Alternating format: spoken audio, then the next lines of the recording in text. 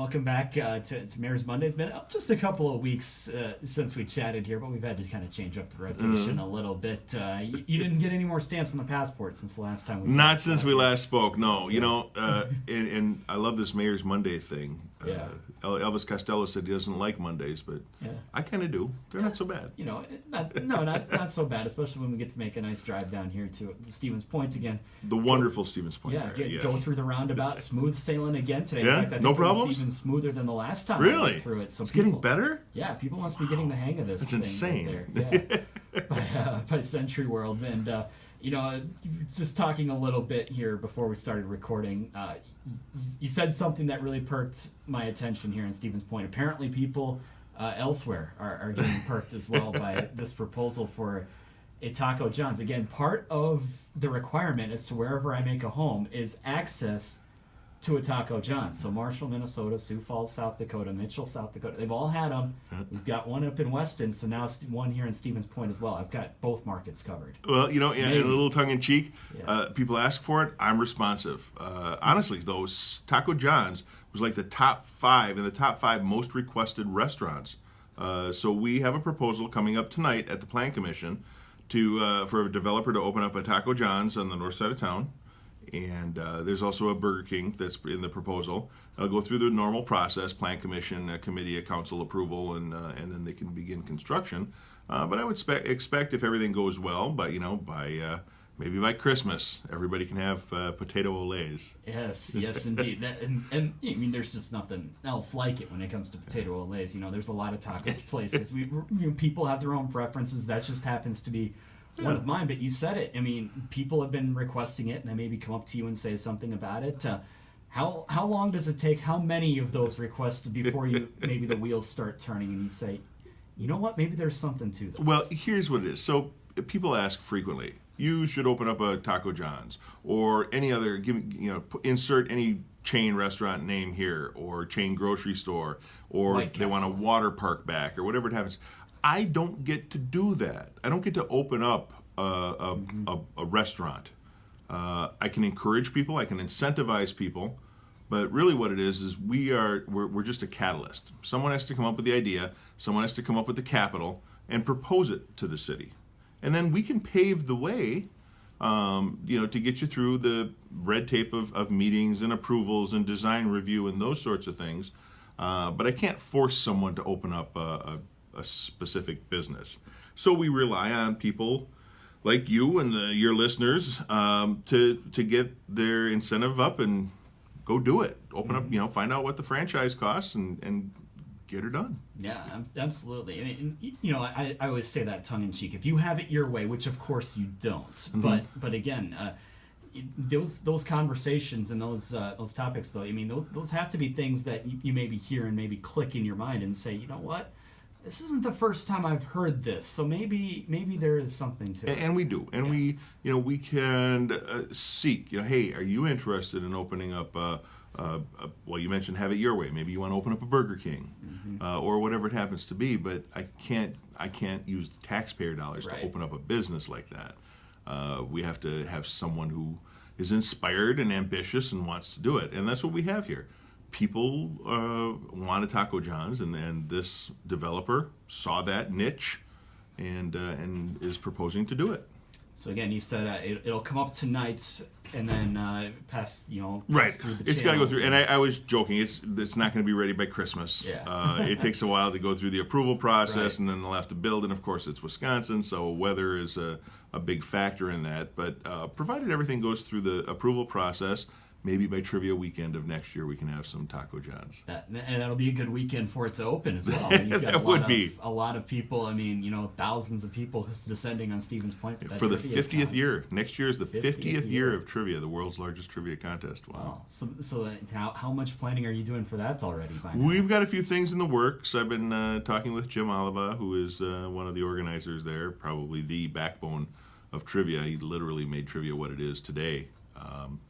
He's got a few things in the works. We'll stand by to help wherever we can. Mm-hmm. I'm not going to get any hints. You are not. Okay. No, All right. not even a little. Well, I got to try. So yeah, a lot of things moving forward like that. And one thing that we talked about a little bit last week, we'll maybe give the listeners a chance here to get some more insight on this. Your proposal that's going to be coming up later this month, correct? October 15th. Right, October 15th, we'll have for the striper for Right. Stanley Street. So what it was we've been talking about the Stanley Street reconfiguration for a couple of years now. It came up in a process before one of the alders was even on city council. They were just a regular citizen at that point. Talked about doing this, and it's been very contentious. Lots of divisiveness on both sides. Very, very little middle of the road, ironically. No pun intended, I suppose. But regardless, it became very apparent that the council wants to do this. A majority of the council voted to do this. And then we put it out for bids. So the first round of bidding, we got nothing. Nobody came back to offer to do the project for any amount. With that, we automatically rebid, and we had one company that submitted a bid significantly higher than what the estimates were. Now, our estimates were just that. They were estimates, a best guess based on the expert experience of our engineer at the time. And we had a second company review it. It wasn't that far out of line. The state of Wisconsin has guidelines. Our estimate was in the ballpark. But it came back 38% higher, $96,900.25, I believe. The Public Works Commission voted to accept that bid. It was a close vote, 4-3, but they voted to do that. Well, since the council had only charged staff with submitting requests for proposals, bids, we hadn't explored any other options. When it became clear that the council was willing to, or likely willing to spend almost $100,000 on this, I directed staff to start looking at alternatives. What else can we do? And I don't care how off out of the realm of normal it is. What options do we have? Can we borrow the equipment from somebody and do it ourselves? Can we contract with the county highway department? They do striping. Can we rent the equipment from somewhere and do it ourselves? And even buy it. Now, I thought we were going to be a little out of the range for buying, but our director found a manufacturer who had a demo model. It had never been used with paint before, just water, but it was a demo, and we got it significantly less than retail. So with that, about $49,000, $50,000 for that piece of equipment. The scarifier to remove the old striping is about $7,500. So I said, this is worth exploring. Let's do this. And I asked them to put together almost like a bid of our own. What would it cost us to buy this equipment? The renting of the traffic controls, cones and signage and things like that. And then take into account, even though we're already paying our laborers, take into account the amount of time it would take them to do it and calculate the cost of their labor into that. Well, we came up with a number of about $72,000. And then we own the equipment. Now, it's a little different because the proposal that the council was looking at was epoxy, which is more durable, roughly 2 times more durable than latex. This particular machine only does latex. So we'll have to restripe it sooner. However, at some point, it's going to have to be restriped even if it's epoxy. And we already know what the cost for restriping epoxy is.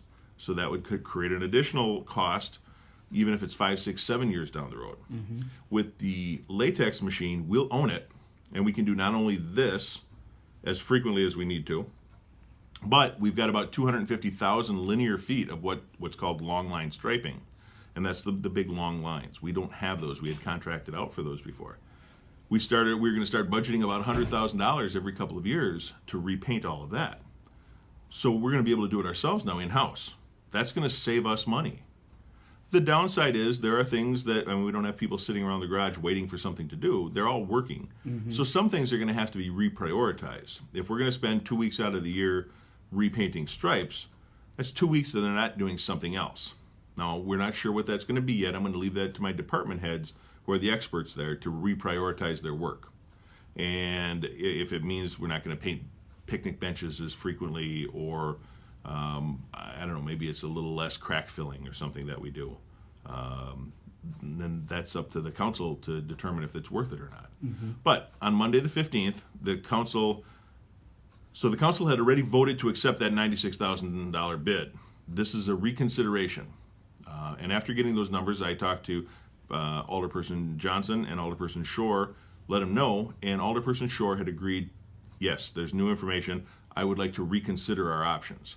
So that's what it is. On the 15th, they will have the ability to reconsider accepting that $96,000 bid and instead go with this less expensive, more efficient benefit to the city. And in part of that conversation that you and I had talked about earlier, I had asked, should the council maybe look at this and say, no, we liked our other option better. That option does remain on the table. It does. Right. They can still do that. They can still say, nope, we looked at it.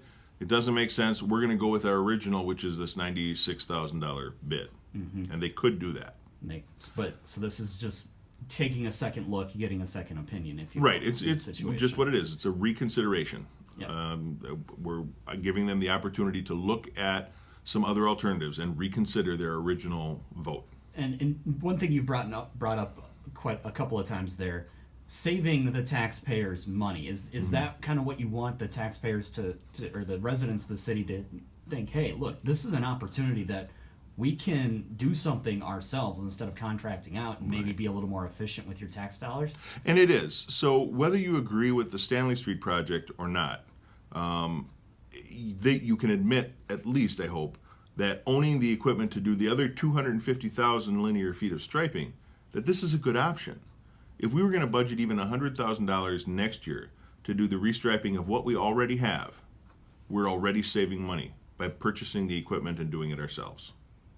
So it's, again, regardless of what you think about the Stanley Street lane configuration or reconfiguration, this proposal, buying the equipment and doing these things ourselves, is a benefit to the city. Yeah, kind of one of those deals where you're not quite lucking into it, but hey, exploring options, and all of a sudden this is here and it's Right. on the table, and it's something that could be good for the city. Just maybe the upkeep on the machine is really what you have to worry about. Right, and we've looked into that, and all of those things are being taken into consideration. Yes, there's maintenance. Yes, we have to buy new paint every once in a while. The paint for the actual project was less than $2,000, I think.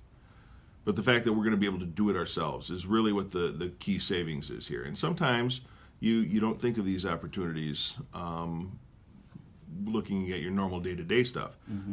This came up. It was very clear that the project has been voted on by the alders. It's going to happen. So if it's going to happen, what's the best way we can do this? And we should look at that on every project that we do. If we're doing this, is there any other thing that can give us an advantage? We do that with our road construction projects now. Years ago, it used to be, okay, this road's got a lot of potholes, let's rebuild it. Not thinking that underneath the road is water and sewer and natural gas. And if something breaks, well, now we got to tear up the new road to fix the pipe. So when we reconstruct a road, we look at everything that's associated with that road and build it from the below ground up. So new utilities, new water lines, things like that. If anything needs to get moved, that's the time to do it. And we're doing that now. Because we're doing that project already with the road. Let's look at everything else that's associated with it and what's the best way to do it. A lot of stuff that goes on behind the scenes when you're running a city like There this, is. isn't there? Yeah, stuff that, sometimes I think you and I have had this discussion before. You might not always think about it when you're running for mayor, but it's something that's going to fall on your lap or fall on your desk eventually. Right. Well, anything else that you'd like to add? Well, we're still working on potholes, and it's terrible. This year was the worst year for potholes.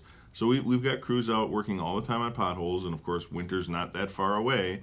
We're going to get a whole new batch of these. One thing I suppose that's important to note is tonight the council will also be considering the appointment of a new city clerk.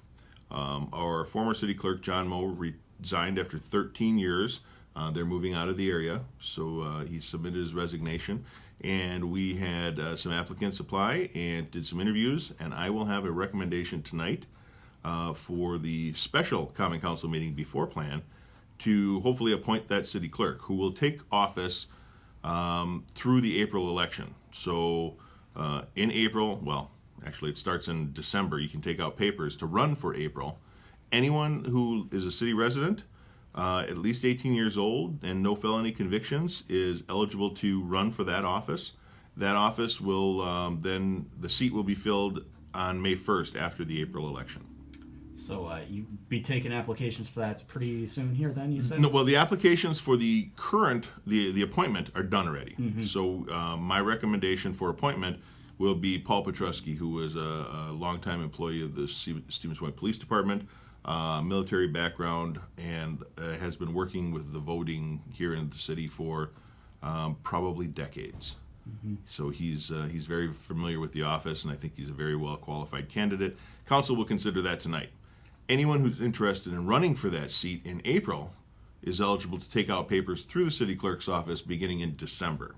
And then you have to get a certain number of signatures, meet the qualifications there, and basically you're running for that office.